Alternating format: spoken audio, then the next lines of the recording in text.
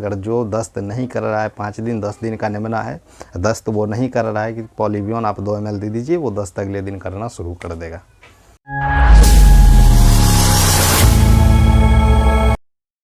नमस्कार दोस्तों, मैं आशीष दिलवाले। आज हम बात करने वाले हैं कि छोटे छोटे मेमनों को दस्त हो जाता है और ऐसा स्थिति आ जाता है कि 15 से 20 दिन 25 दिन तक दस्त होते रहता है और वो ज़िंदा रहता है। तो उस स्थिति में आपको समझ में नहीं आता है।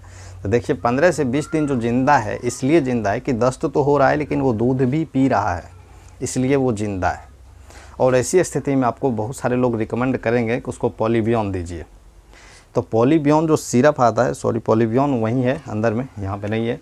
तो पॉलीबियन सिरप जो आता है वो दस्त का अहम रोल होता है। अगर जो दस्त नहीं कर रहा है 5 दिन 10 दिन का निमना है, दस्त वो नहीं कर रहा है कि पॉलीबियन आप 2 ml दे दीजिए, वो दस्त अगले दिन करना शुरू कर देगा। ठीक है। तो पॉलीबियन ज़्यादा मात्रा में थोड़ा भी पड़ा कि दस्त होना स्टार्ट हो जाता है। तो अगर दस्त हो रहा है तो पॉलीबियन भूल से भी सिरप ना पिलाएं, ये हम रिकमेंड कर रहे हैं। ठीक है। तो पॉलीबियन ना पिलाएं सिरप में।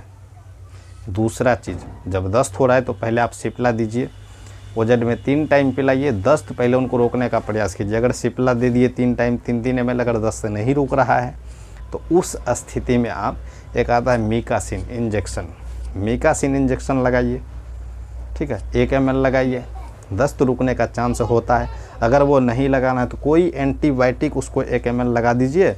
उसके बाद सिप्ला का ही उसको 3 टाइम 3 ml पिलाइए, उनका दस्त रुकने का चांस अधिक होता है।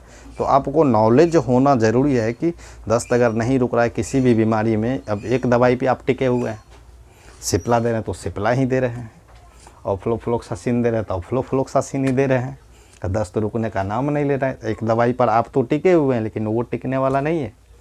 उनको तो दस्त रुकना चाहिए, नहीं रुका तो वो नहीं रुकेगा। ठीक है। तो ऐसी स्थिति में आपको नॉलेज होना बहुत ज़रूरी होता है। तो दोस्तों, हम चाहते हैं कि आपको सिंपल सी भाषा में समझाने का प्रयास करते हैं और हम आपको डीपली में नहीं जाते हैं। अगर जैसे बताते हैं, अब हम बताएं कि ऑफ्लोफ्लोक्सासिन में क्या क्या है, कैसे काम करता है, तो ये चीज़ आपको तो समझ में आने वाला नहीं है, आपको समझ में आने वाला नहीं है, बस ठीक होना चाहिए। तो ठीक होना चाहिए तो उसके लिए यही है, आपको अलग अलग प्रकार दवाई के बारे में जानकारी होना चाहिए। चलिए ये दवाई काम नहीं किया तो वो दे देते हैं, ये काम नहीं किया तो ये एंटासेप्ट दे देते हैं, एंटीबायोटिक दे देते हैं। इनोडो में एंटीबायोटिक आता है वो लगा दी, अब ज़्यादा मात्रा में नहीं। अब इनोडो का क्या है, इनोडो में एक चीज़ देखना पड़ेगा कि इनोडो आप तभी दे सकते हैं जब जिस भी पशु को लगा रहे हैं वो भरपेट खा लेना चाहिए।